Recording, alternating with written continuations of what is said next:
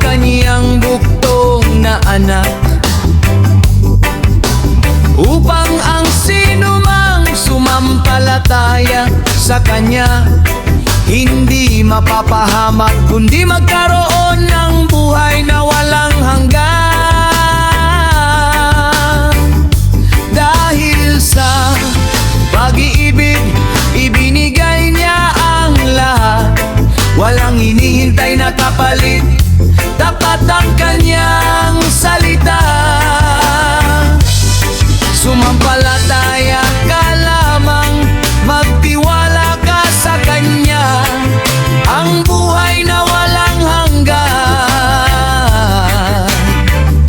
Ito ang kanyang ipinangako sa atin.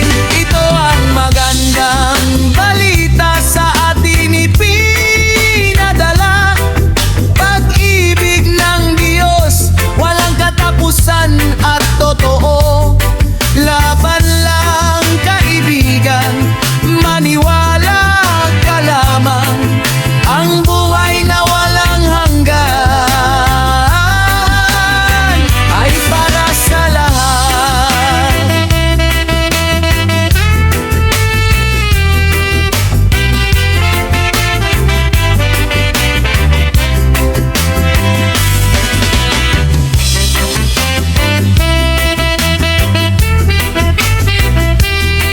Sapagkat kayo na lamang ang pag-ibig ng Diyos sa sanlibutan, kaya ibinigay niya ang kanyang bugtong na anak, upang ang sinumang sumampalataya sa kanya hindi mapahahamak,